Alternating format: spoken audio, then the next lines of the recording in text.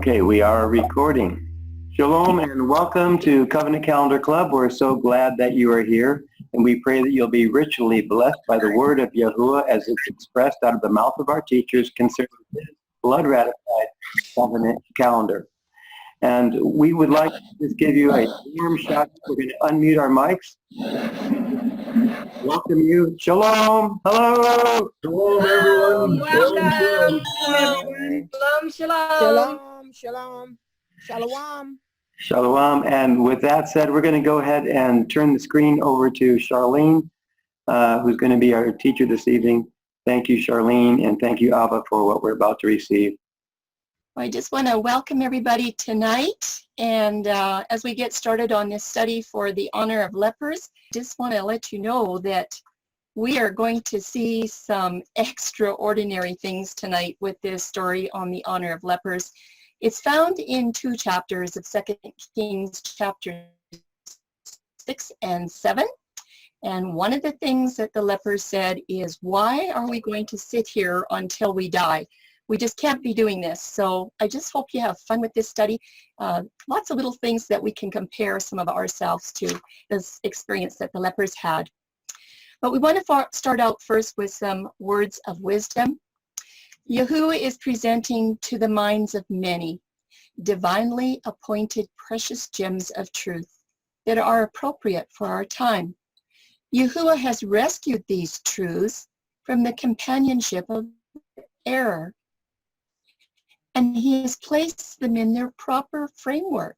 And when these truths are given their rightful position in Yahuwah's great plan, when they are presented intelligently and earnestly with reverential awe by Yahusha's servants, many will be conscientiously believing because of the weight of evidence. And that's the weight of evidence from the scriptures, by the way. And they won't have to wait for every supposed difficulty, which may suggest itself to their minds. They don't need to have those all removed first. And I'm getting constant requests from quite a few people that are asking calendar questions, and I think Tim is too. We would like to see the historical documentation. And what I'm telling people is that let's first find the documentation from the scriptures. And when we know that, then we can remove the historical pieces that are not quite in line with Torah. Some counsel from Colossians 1, along with Paul, this should be our prayer for those that are searching for Yahusha's end-time truths, and we do have some new people here tonight. We welcome them, and anybody new that's watching this for the first time. In verse 9 it says, "For this cause we also, since the day we heard it, do not cease to pray for you, and to desire that you might be filled with the knowledge of his will in all wisdom and spiritual understanding, that you might walk worthy of the Master unto all pleasing, being fruitful in every good work and increasing in the knowledge of Yahuwah, giving thanks unto the Father, which hath made us meet to be partakers of the inheritance of the saints in light, who hath delivered us from the power of darkness and hath translated us into the kingdom of his dear Son." So with that, we're just going to get started and ask that Becky would come on board with us to help us with a few slides as we get started in our lesson on the lepers. Thank you, Charlene. Hi, everybody. Well, let's look at a lesson from the lepers. This is a very interesting scriptural account about some lepers that were definitely not part of society. However, at the end of the story, everyone is grateful for these four beggarly lepers, and you will too. The details in this story reveal the new day begins with dawn, not sunset the day before. We might feel lepers have nothing to contribute to society or to our society, and that they're not educated or refined in culture. And certainly they don't seem to care for others because they're so needy themselves. But as we begin our search, there may be some questions. Would you be wondering how these four rejected lepers of society could possibly understand Yahuwah's new 24-hour cycle begins and when it begins? 2, do they have the knowledge that would contribute to our understanding? And 3, will we choose to learn something from the lepers? 4, or will we learn something we weren't expecting to learn?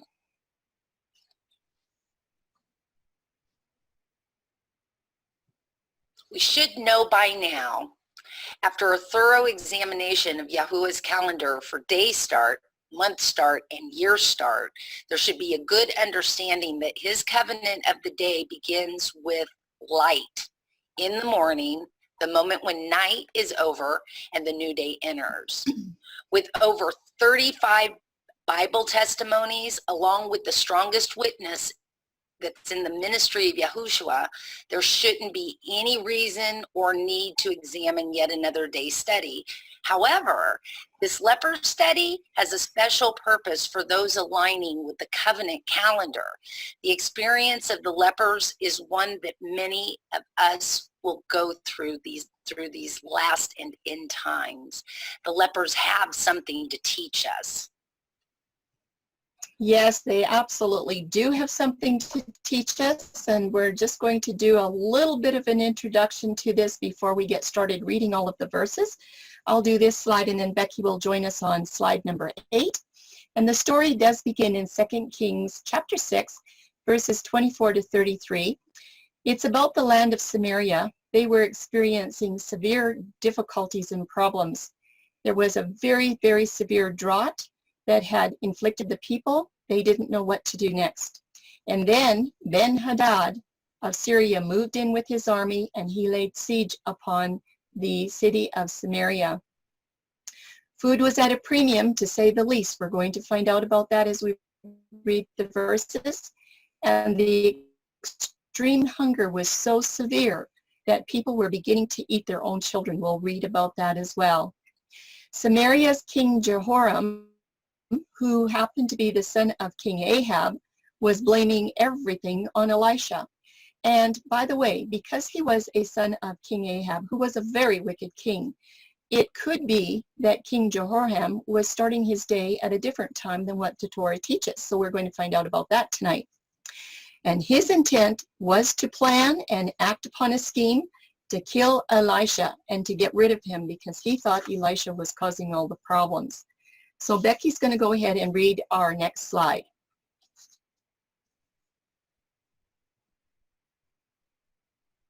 If she has her mic open. Sorry about that. So we're going to be looking at 2 Kings chapter 6, verses 24 through 29. And this is around approximately 894 BC.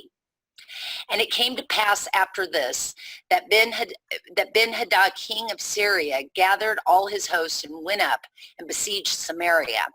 And there was a great famine in Samaria, and behold, they sieged it until an ass's head was sold for 80 or 80 pieces of silver, and the fourth part of a cab of dove's dung for 5 pieces of silver.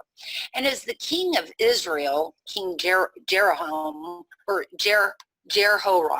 was passing by upon the wall, there cried a woman unto him, saying, Help, my lord, O king. And he said, If Yahweh does not help thee, whence shall I help thee? Out of the barn floor, or out of the winepress? And the king said unto her, What aileth thee? And she answered, This woman said unto me, Give thy son, that we may eat him today, and we will eat my son tomorrow. So we boiled my son and did eat him.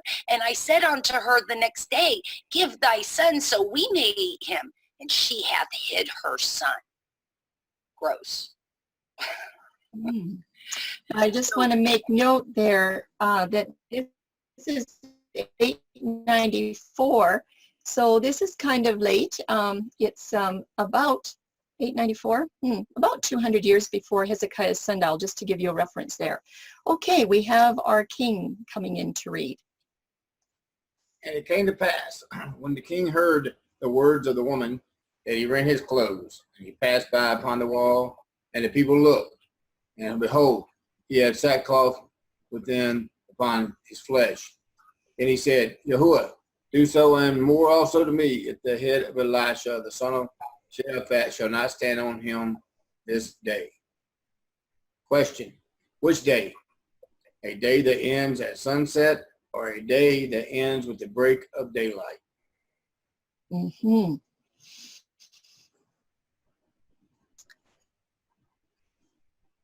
And Elisheba is going to read our slides that have to do with Elisha.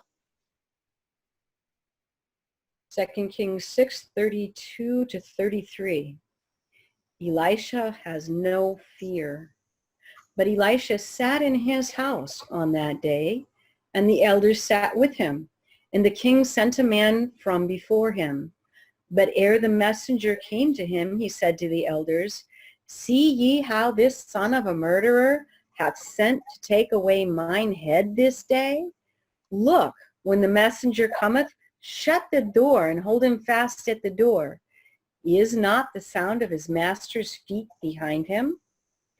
And while he yet talked with them, behold, the messenger of the king came down unto him this day, and he said, Behold, this evil is of Yahuwah.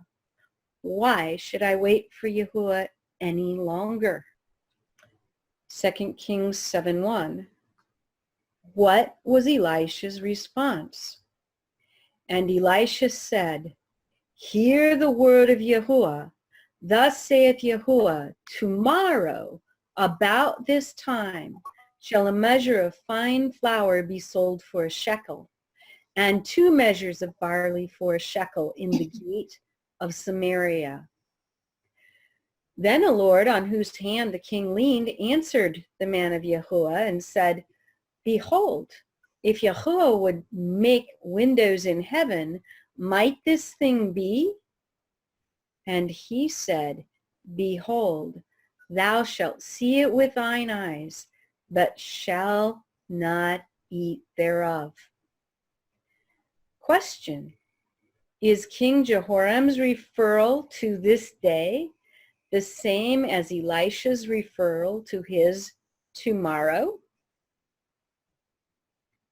And that's a good question. And we're going to find out that the tomorrow is actually going to be about 24 hours past the point of what's happening right here.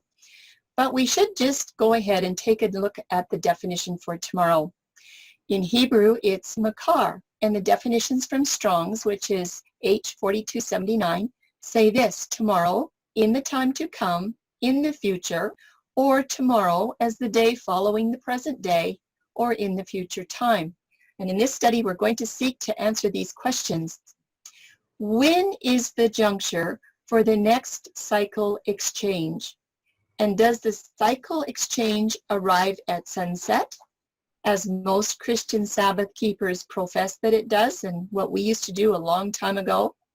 And what about a cycle exchange at midnight? Or how about noon, or even sunrise? Or will dawn, the dawn twilight, prove to be the scriptural point of the cycle exchange in this testimony?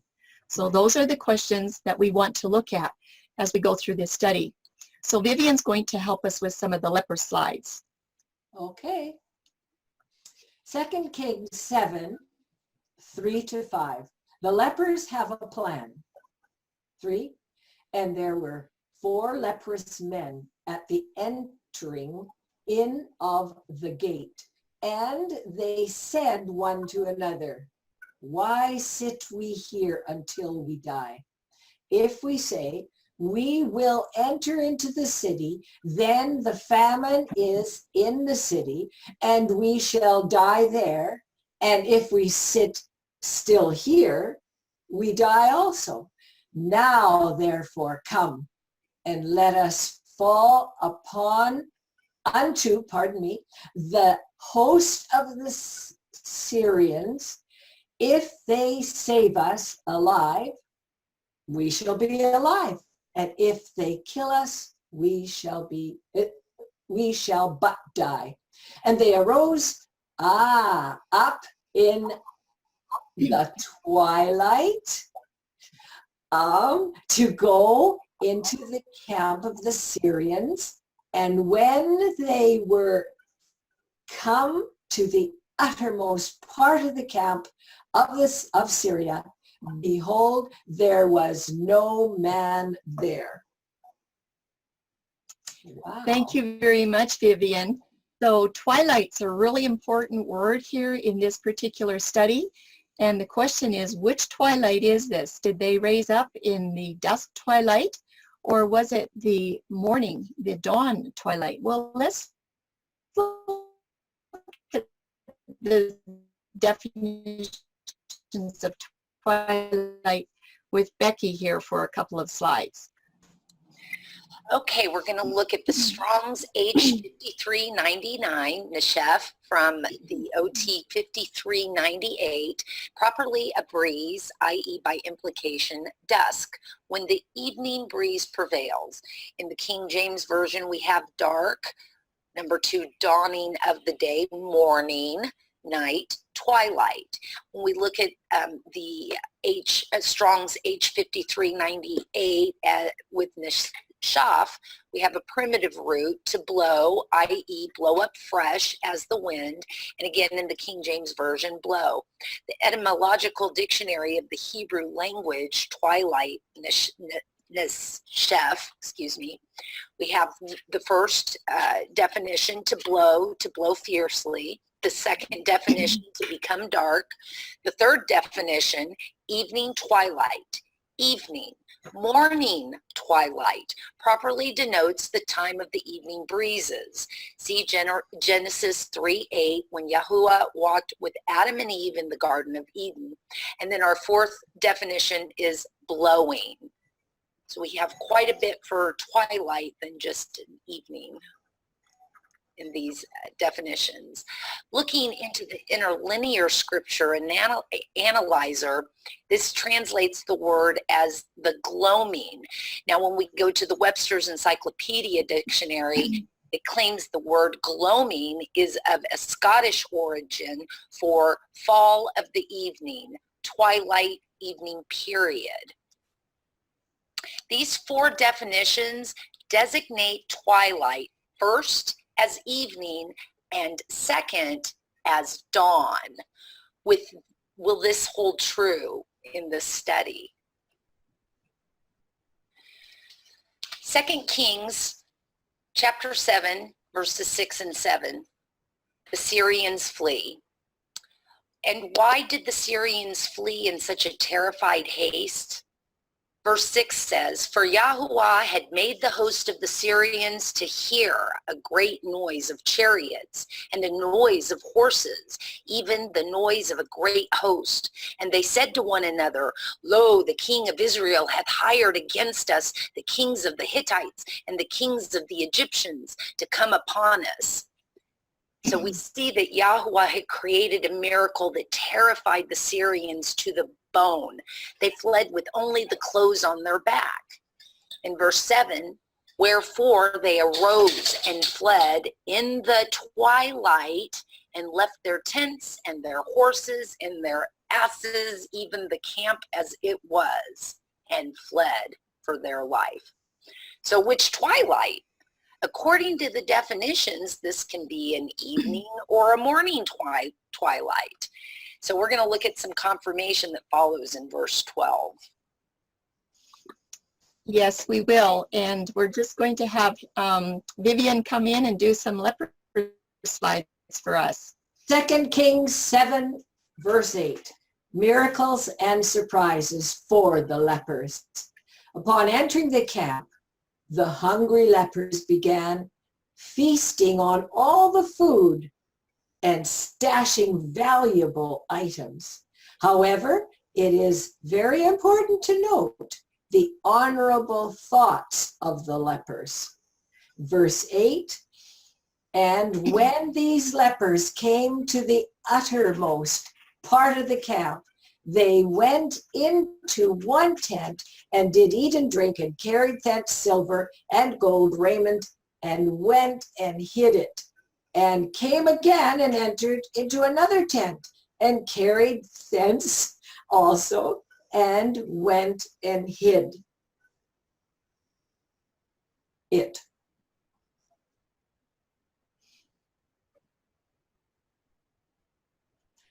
Second Kings 7:9, Lepers avoid the consequences. 9. Then they said one to another, we do not well. This day is a day of good tidings, and we hold our peace. If we tarry till the morning light, some mischief, punishment, will come upon us. Now therefore come, that we may go and tell the king's household. Does it appear the lepers' day ended with morning light? I think so. Yeah, maybe. 2 Kings 7:10, lepers share the good news. So they came and called unto the porter of the city, and they told them, saying, we came to the camp of the Syrians, and behold, there was no man there, neither voice of a man, but horses tied and asses tied, and their tents as they were. Mm-hmm. 2 Kings 7:11 through 12, news for King Jehoram. And he called the porters, and they told it to the king's house within. And the king arose in the night and said unto his servants, I will now show you what the Syrians have done to us. They know that we be hungry, therefore are they gone out of the camp to hide themselves in the field, saying, when they come out of the city, we shall catch them alive and get into the city. Arose in the night. This is after the former evening twilight. King Joram investigates. And one of his servants answered and said, let some take, I pray thee, 5 of the horses that remain, which are left in the city. Behold, they are as all the multitude of Israel that are left in it. Behold, I say, they are even as all the multitudes of the Israelites that are consumed. And let us send and see. Well, they took therefore 2 chariot horses, and the king sent after the host of the Syrians, saying, go and see. And they went after them unto Jordan, and lo, all the way was full of garments and vessels, which the Syrians had cast away in their haste. And the messengers returned and told the king. The siege is over, and the people went out and spoiled the tents of the Syrians. So as a measure of fine flour was sold for a shekel, and 2 measures of barley for a shekel, according to the word of Yahuwah. And the king appointed the Lord, on whose hand he leaned, to have the charge of the gate. And the people trod upon him in the gate, and he died, as the man of Yahuwah has said, who spake when the king came down to him. Okay, we will hear from Elisha's portion now on his prophecy being fulfilled. Elisheba. 2 Kings chapter 7, verses 18 to 20. Elisha's prophecy fulfilled. Verse 18. And it came to pass, as the man of Yahuwah had spoken to the king, saying, 2 measures of barley for a shekel, and a measure of fine flour for a shekel, shall be tomorrow about this time in the gate of Samaria. And the Lord that answered the man of Yahuwah and said, now behold, if Yahuwah should make windows in heaven, might such a thing be? And he said, behold, thou shalt see it with thine eyes, but shalt not eat thereof. And so it fell out unto him, for the people trode upon him in the gate, and he died. So the question now is everybody's day on the same page? Is King Jehoram's day on the same day as Elisha's day? And is that on the same day as the leper's day? That's what we want to find out. So we'll go back to the king and see if we can figure out any of these clues. King Jehoram's day. King Jehoram was the son of the very wicked King Ahab of the northern tribes of Israel. Most of the time, the king of Israel followed the pagan ways of worship and led the people to practice these wicked ways. Who knows whether King Jehoram was honoring Yahuwah's covenant of the day at this time? Or will the details in this account reveal the truth about the matter? When is King Jehoram's day? The terminology around the event of King Jehoram is given as this day. And as the king of Israel, King Jehoram was passing by upon the wall. Then he said, Yahuwah, do so and more also to me, if the head of Elisha, the son of Shaphat, shall stand on him this day. According to the context, this event is taking place during the day season hours, not the evening or night season. Jehoram's threat to Elisha is to be carried out on this day. Which day is this day? A day that ends at sunset, or a day that ends with the break of daylight. Let's examine the two choices.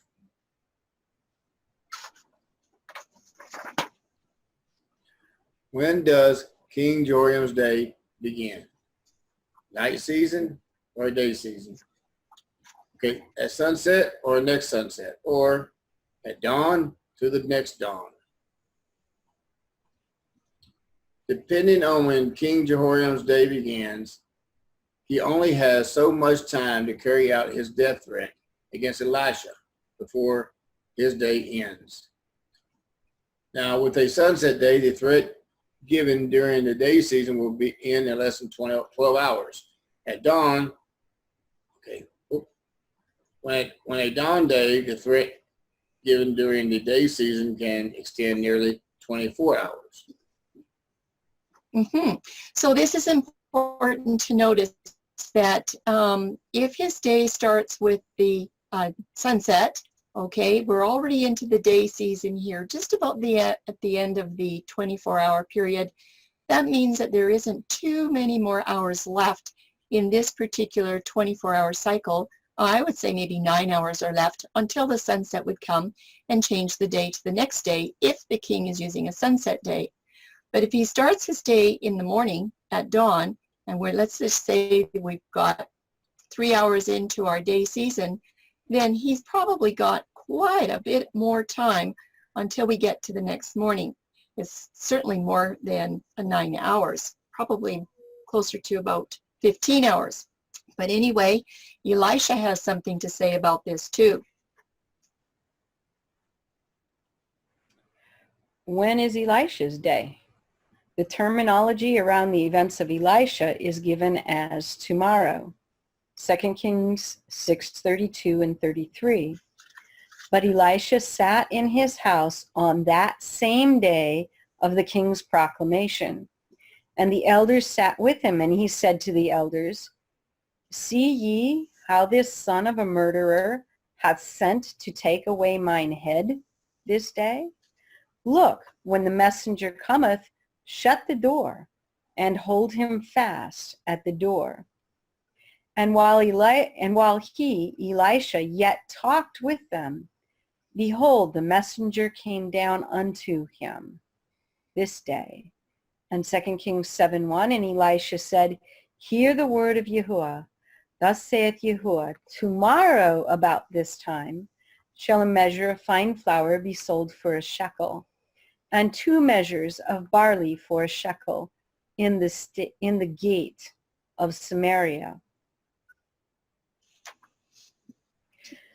Prophet Elisha's day. The prophet Elisha would have kept and taught Yahuwah's covenant laws, including the laws of Moses and the covenant of the day. See Jeremiah 33:20 to 26. He would have understood that the day begins with morning, boker, or the first light that breaks the day. Okay, this is a chart for Elisha's day, and I'm just going to see if Elisheba can work through this. All right. From the top, it says, when did Elisha's day begin? And on this chart, we're going from dawn to sunset to dawn as the first day season, and then after sunset is the first night season, and after dawn is the second day season. During the first day season, King Jehoram threatens Elisha's life before the day is over. 2 Kings 6:31. Now we have from that time of the first day season through the night season, Elisha is not worried as the day is not over until the morning light. 1 Kings 7:1. Then we have this little guy sitting on a check, if people don't have the view. We have an arrow going from the first day season through the second to where it begins the second day season after dawn. And there is a forward progressive movement of the verses and events. Then, where is tomorrow for Elisha? In the second day season, underneath is box number 3. It says Elisha's prophecy fulfilled on the tomorrow. About the same time on the next day from King Jehoram's original threat. 2 Kings 7:18. We have the arrow again and the forward progressive movement of the verses and events. I like what you did here, Charlene. Thank you. So, yes, so what we're looking for, and we're going to have more review for this coming up, is that these verses are going in order with the events. We were in chapter 6, verse 31. Then we moved to chapter 7, verse 1. And this is chapter 7, verse 18. We skipped a whole bunch in here, but it's just to show that we're going forward with the events and with the verses as well. So do you think Elisha might have the last word on when the day begins? Or is it going to be the lepers? We'll wait and see. Okay, Vivian is going to come in and help us with a little bit more work on the lepers. Okay, the lepers' day. The lepers were from Samaria, ruled by King Jehoram. We do not know the length of the time they were living outside that city gate. If the people of Samaria were following King Jehoram's ways, including how he honored the day start, is it possible the lepers were following the same pattern? Or were the lepers participating an alternate day start? Or does it even matter?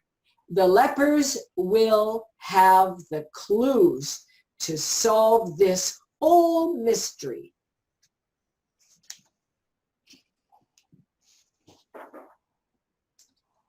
Okay, when is the lepers' day? The terminology around the events of the lepers is given as twilight and morning light. 2 Kings 7:5. And they, the lepers, rose up in the twilight to go to the camp. 2 Kings 7:7. Wherefore they, Syrians, arose and fled in the twilight. They fled for their life. 2 Kings 7:8. And when these lepers came to the uttermost part of the camp after the evening twilight, they found the camp deserted. Now 2 Kings 7:9, they said one to another, we do not well. This day is the day of good tidings. If we tarry until the morning light, some mischief will come upon us. There is more information on the scriptures for lepers than for the kings and Elijah. Thank you very much, Vivian. And that's true in this particular story. There is a lot more information with the lepers. But right now we're going to start into some of the new parts of this study. And the next slide is going to chart the major timed events of the king, Elisha, and the lepers. Only the major. I'm not putting everything in or else we'd be here all night. But anyway, this calendar testimony must demonstrate the forward progressive movement of two things. The first thing is it has to demonstrate a forward progressive movement of the verses. Beginning in 1 Kings 6:31, we're going to move to chapter 7, verse 5, then verses 8 to 10, all going in order. Chapter 7, verses 12 to 15, all in order. And then we'll finish with chapter 7, verses 16 and 18. That's the first thing that we're looking for, all a forward progressive movement. But we're also looking for a forward progressive movement of the events that are going to transpire in these next 24 hours. And this is going to work from day 1 of the light season. Then we have to travel through the twilight or the dusk. And then we will go through the night of that day 1 on to tomorrow of day 2, which is going to be about the same time as it was in day 1, approximately 24 hours later. Okay, so hang on to your seats because this is going to be a lot. I'll try to go slow. We're looking at forward progressive movement. And remember, we want all of the verses and the events moving forward in a very orderly manner because we do not have the right to mix up the verses and change the events the way we want them to be. So there's your dawn, and you have your sunset, and then another dawn, and in this particular chart, this is where tomorrow is going to begin here. So there's your 24-hour day for your dawn, okay? The next thing that happens in this story is that it travels on into tomorrow to about this far, to about 24 hours past where the story started. In box number 1, King Jehoram, he threatens Elisha's life before the day is over. We don't know what time it was. I'm just picking a time, maybe the 3rd hour of the day or 9 o'clock Roman time, something like that. Could have been a little bit earlier.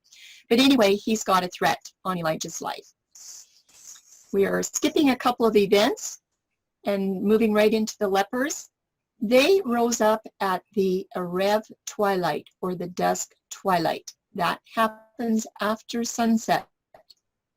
The next thing is we are told that the Syrians also fled at twilight, probably about the same time that the lepers made their decision that they're going to go into the camp of the Syrians and check things out. But of course, they would have had to travel a little bit, and so these two events are happening side by side. In box number 4, we find the lepers are entering the Syrian camp, but this is after twilight. It's going to be into the dark part of the night. You find that in 2 Kings 7, verse 8. And they find it's deserted.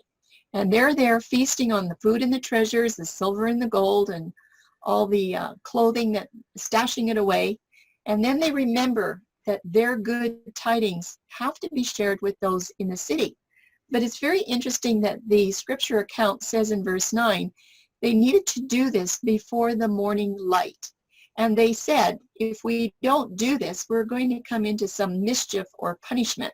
So we better get going and share these good tidings before the morning light. That's very interesting. So they don't have a lot of time left. They only have from where they are up until the morning light. Okay, so definitely it appears that dawn is the cycle exchange for the lepers in this particular account. As we move up to box number 5, we find that the lepers have gone back to Samaria, and they find the porter of the city, and it's during the night, and they share this good news. We are now in verse 10. And of course, the porters go and they wake up the king. I wonder how happy he was about that. But the account tells us in verses 12 to 15 that King Jehoram arose in the night to investigate the report. This is happening after the twilight. Okay, we're in the darkness of night. And he finds that their report is true. And this happens to be between two twilights, this dusk twilight and the dawn twilight. This is when the king arose. Now, did his day, the king's day, end over here at the past sunset, or is it going to end with the morning light? Now, we haven't charted this because there was no information in the scriptures to say that Elisha had been beheaded or was no longer with us. It didn't say anything, so Elisha must still be around. In box number 7, we are now past the dawn twilight, and we're into the day. The city people obviously have heard about this news, and they leave the city to go spoil the Syrian camp. You find that in 2 Kings 7, verse 16. And the keeper of the gate is trampled as they come and they go, exactly like Elisha said. In box number 8, we find that Elisha's prophecy is fulfilled, exactly like he said, on the tomorrow. He said it would be about the same time on the next day. So the king made his announcement approximately here, approximately 24 hours later, about the same time on the next day, King Jehoram's threat. He was got out of it, didn't he? That is in verse 18 of chapter 7. But you know, the question still comes up. Everybody wants to know if King Jehoram was using a sunset day commencement, because his father was King Ahab, who was a really wicked king. And the next chart is going to attempt to demonstrate the forward progressive movement according to a sunset day chart. And I'm saying attempt because that's all it is. It gets really tricky. Once you understand that Yah's days begin in the morning, trying to put these events into a sunset day is really tricky. So did the king honor a sunset day or not? I'm just going to go slow on this chart. We'll start with these boxes. Box number 1, some of its review. We have our day starting at sunset here. The sunset begins the new day. There's dawn, but the sunset day goes on all the way up to the next sunset, where it begins the next day, okay? So in box number 1, it was during the day season that King Jehoram threatened Elisha that he was going to lose his head before the day was over. So if it's during the day season, right here, okay, King Jehoram started his sunset day. We're wondering if he did, but if it's a sunset day, it was started way over here at sunset. Now we've traveled at least 15 hours, you would have to say, into this 24-hour cycle, okay? Box number 2. This means that Elisha has only about 9 hours to live here before this 24-hour day ends at sunset, if it is actually beginning at sunset. It's not very much time. In box number 3, if King Jehoram's threat is to be completed, he has to act quickly because there's only so much time. And we know that night is going to follow the first the dusk twilight, and it follows the sunset, obviously. So our question is, which night did the king rise up to investigate the lepers' report? Was it night season number 1 over here behind us, or is it going to be night season number 2, according to when the day starts with the sunset? In box number 4, let's just ask the question, if the king rises up in night number 1, this is before the king's anger at Elisha or before any of the story events that we have in 2 Kings chapter 6. And again, you can see that everything is going backwards. So this is where he made the announcement in the day season. He could not have gone back to the night season to rise up, okay? It doesn't work. It's going backwards. Well, let's look at box number 5 and see about night season number 2. If he raises up in night season number 2, there's been a cycle change. It's not the same day anymore, and Elisha is still around. It's not the same day because this sunset here would begin tomorrow on a sunset commencement day. The events move forward, that's all good, but they do not stay on the same day. So we have a big problem here. Did the king honor a sunset day? Well, according to this story, the events in this day start, testimony, do not recognize a sunset day commencement. And I'm here to tell you that neither did King Jehoram. He was not on a sunset day. Well, let's take a look at the lepers and when their day begins. We're saying that they understood the day began in the morning with the morning light. So we're starting this chart with a dawn day. There's your 24 hours all the way to the next dawn day, and then that would be where tomorrow begins. Let's look in box number 1 as a review. You've had the verses already. This is where King Jehoram threatens Elisha's life, approximately this time of the morning, let's just say. And he says, before this day is over, there's not going to be Elisha around anymore. In box number 2, the lepers enter the Syrian camp, and this is after the dusk twilight. They find it's deserted, and they have a feast on food and all the treasures. It is night by the time that they actually get there. But in box number 3, the lepers remember all of the good tidings have to be shared with those in the city. And they said, before the morning light, if they're going to avoid mischief and punishment.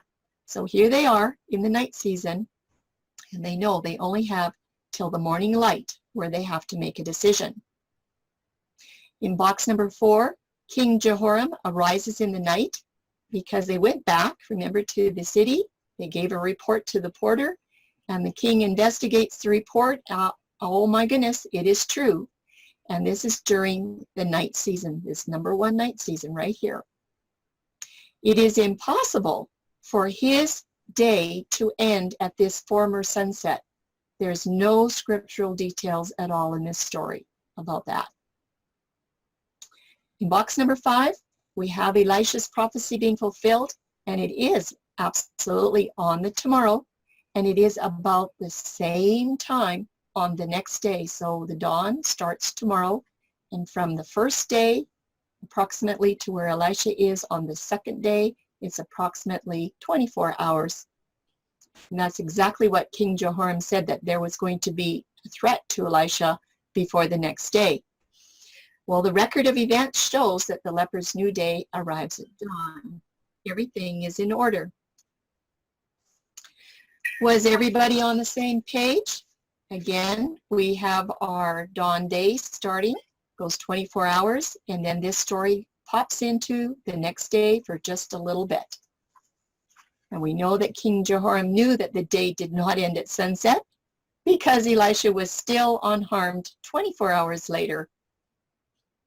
And Elisha had told the king that about this time tomorrow, right there, he said, this time tomorrow, way over here, everything's going to change.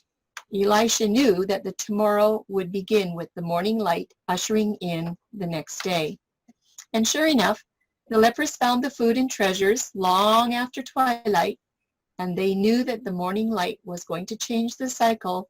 So to avoid for punishment that they might incur, they called for the king that night, and it was still on the same day. It was that night that belonged to that day. In box number 4, Elisha's prophecy was fulfilled on the tomorrow, just as he recognized and just as he had prophesied. Yes, definitely, King Jehoram, the lepers, and Elisha the prophet, they all understood that each new day arrives at dawn. All of them were honoring Yahuwah's covenant with the break of daylight. King Jehoram was on a dawn day. Elisha definitely was on a dawn day according to Moses' instructions, and the lepers were on a dawn day as well. Everyone was starting their day with the break of the morning twilight. So I would just like to call in Elisheba to do this slide for us. All right. Slide 42, forward progressive movement, and it has an arrow from the top to the bottom, and on the left side it says dig. going down. 2 Kings 6:31. King Jehoram determines Elisha is to lose his head this day. 2 Kings 6:32. Elisha knew about this threat before the messenger arrived with the news. 2 Kings 6:33. The king's messenger arrives with a dreadful threat. 2 Kings 7:1. Elisha proclaims, about this time tomorrow, or about 24 hours later, a measure of fine flour will be sold for a shekel, and 2 measures of barley for a shekel. And so what's happening here is that we have a forward progressive movement of all of our verses going forward in order. And this is, we're talking about the day events. So the next thing that we're going to be looking at is what happens after the day. And that will be done by Vivian for our lepers, for the forward progressive movement. In 2 Kings 7, 3-5, lepers at the city gate decide to search out the Syrian camp. They left at dusk, twilight. 2 Kings 7, 6-7. Also at dusk, twilight, the Syrians fled from the camp, leaving everything behind. 2 Kings 7, 8. Lepers arrived at the empty Syrian camp and began to spoil the goods of the tent, the goods of the tent, food, clothes, silver, and gold during the night. 2 Kings 7, 9, the lepers realized the good tidings of this day will not last if not shared before the morning light. Wow. So we did the dusk part, and now we're moving on towards the night part for our forward progressive movement with the king. Okay, forward progressive movement at night.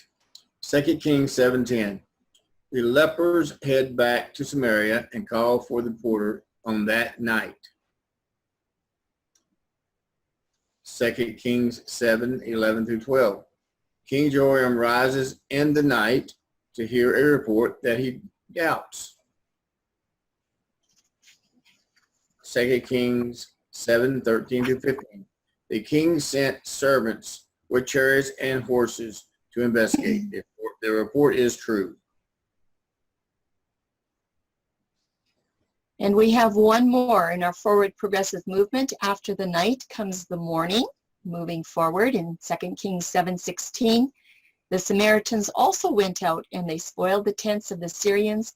Elisha's prophecy for the fine flour and the barley was fulfilled. Remember, the fine flour was selling 1 measure for a shekel, and the barley was 2 measures for a shekel, if I've got it right. And in 2 Kings 7, verse 17, this was about 24 hours later, and that's stemming from 2 Kings 6:31, is where the gatekeeper is trampled and he dies, fulfilling Elisha's prophecy. So what we have here is we've gone through again and done another review that all of the events in the scriptures go forward in order with that forward progressive movement, and so do the events of the day, from day to dusk, the evening dusk to night, and then to morning. Okay, we'll go back to the lepers as we start to finish up our review. Some of the facts for the lepers. The lepers found bread in their time. Times were tough. The city was under siege. People thought they were safe, locked behind walls, but they were starving. The lepers were considered unclean and tossed outside the city. The lepers had no choice but to go and look for food or die. When they looked, food was provided. The unclean lepers were the ones that brought the good report of free food for those starving inside the walls of the city. That day, the people were thankful for the lepers. Lepers lesson, if you get, you give. That's right. So let's go back to Becky as she helps us to finalize some of these review slides. So how does this testimony relate to us? We're a bunch of lepers, all of us. No, I'm teasing. But I do love this part of the teaching, because Yahuwah's children will find bread at the end times, and that's what we're learning about with these lepers. First of all, in the end times, we will have tough times as well. We may be under siege in a spiritual way, and I guarantee you, all of us with this calendar thing have probably already felt a little bit of that. Number two, Christians feel like they're safe. And not just Christians, but anybody in a lot of traditions. And they feel safe behind the walls of church, but many of them are starving. Many of us were starving. That's why we left. Thirdly, Bible students that are finding newly discovered truths, we're often considered unclean, right, and shunned by fellow church members. Remember when you went to your Sunday church and said, hey guys, the fourth commandment's really talking about Shabbat. The fourth, these dear ones have no choice but to go and search for living bread, or they're going to die spiritually. And I relate to that completely, and I'm sure most of you guys have one way or another in your journey. Number five, when they search, Yahuwah provides them with the best bread. Right? Number six, although labeled as unclean, they attempt to share their treasured food with starving souls in the church. And I'm sure we all have a story about trying to share a little nugget here and there and having the reactions that we get. And number seven, unlike the story of the lepers, many in the churches and fellowships are not thankful for the living bread of the so-called unclean. So we will be subjected to a leper experience. And if you haven't, and if you don't, you're probably not doing it right in this walk. So let's get a little bit of counsel from Ephesians 5:11 and verse 11 and 13. And have no fellowship with the unfruitful works of darkness, but rather reprove them. All things that are reproved are made manifest by the light, for whatsoever does light make manifest is light. So what does it mean to reprove others? Oh, and I'm sorry, this is concerning would honoring sunset, would this be considered a fellowship with the darkness? And I believe so, especially with all the light that we get in New Testament readings. So counsel, let's look at 1 Thessalonians 5 and get a little counsel from there. But one of the times and the seasons, brethren, ye have no need that I write unto you, but ye, brethren, are not in darkness, that day should overtake you as a thief. For they that sleep, sleep in the night, and they that be drunken are drunken in the night. Therefore, let us not sleep as do others, but let us watch and be sober. Ye are all the children of the light and the children of the day. See, we're not of the night nor of the darkness. Our lesson, if you learn it, teach it. So how easy is it to share what you have learned? Sometimes easier than others. Doesn't mean people want you to share it, though. But if we share gently, like Yahushua did, and we have to remember that everyone has a choice.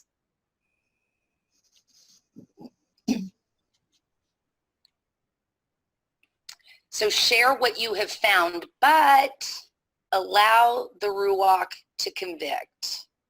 However, do remember, when defending what one considers to be sound biblical principles that are considered as fundamental articles of faith, It is important to use sound biblical arguments that will endure the highest scrutiny. Would the worship statute qualify as a fundamental article of faith in these last days? Does that link to following our master completely according to his covenant of the day? I would say yes, absolutely. We're going to get the highest words of recommendation in 1 Peter 3:15 and Colossians 4 verse 6. 1 Peter says, but sanctify Yahuwah in your hearts and be ready always, always to give an answer to every man that asketh you a reason of the hope that is in you with meekness and fear. And that was a big lesson I've been learning with this calendar journey. Colossians 4:6 says, let your speech be always with grace, seasoned with salt, that ye may know how ye ought to answer every man. I like that, Becky. And I'd also like to just reiterate on 1 Peter 3:15 that when it says be ready to always give an answer to every man that asks you a reason, if you're thinking about calendar, if somebody asks you a question about calendar, we need to be ready to give an answer, not with I think or this is what I was taught, but an answer from the scriptures. And that's what we're trying to teach everybody here, is that there are answers in the scriptures and they are easy to find. We just need to know how to give those ready answers. But our ultimate final goal is to be a peculiar people, just like 1 Peter 2:9 has this to say, but you are a chosen generation. I love this. A royal priesthood and a holy nation. You are a peculiar people, that you should show forth the praises of him who has called you out of darkness into his marvelous light, light of the day start as well. Isaiah 9:2, the people that walked in darkness have seen a great light. Do you remember that was talking about Yahusha walking in the land of Galilee? In Luke 8:17 and Luke 12:2, we have similar verses, that there will be nothing that is secret that shall not be made manifest, neither anything hid that shall not be known and come abroad. And that means for Yah's true covenant calendar, it is not going to remain secret. It has been made manifest. Another interesting quote in Luke 12:2, for there is nothing covered that shall not be revealed, nor hid that shall not be known. So we know that his truths for the end times are all going to be exposed. There is a mandate for Yah's peculiar people in 2 Timothy chapter 2. And the things that you have heard from me among many witnesses, commit these to faithful men who will be able to teach others also. Consider what I say, and may Yahuwah give you understanding in all things, and that includes covenant count. Be diligent to present yourself approved to Yahuwah, a worker who does not need to be ashamed, rightly dividing the word of truth, and remember, giving an answer to everybody as they ask. And a servant of Yahuwah must not quarrel, but be gentle to all, able to teach and be patient. Remember to be sharing gently. In humility, correcting those who are in opposition, and I would say with scripture, if Yahuwah perhaps will grant them repentance so that they may know the truth. Yes, Yahweh does have a peculiar people, and he says that they will be kings and priests forever in his highest Melchizedek priesthood. And that's what covenant calendar is all about. It is after the order of Melchizedek and his perfect calendar count. We're starting to use calendar count, covenant count. Anyway, that's the end of our presentation today.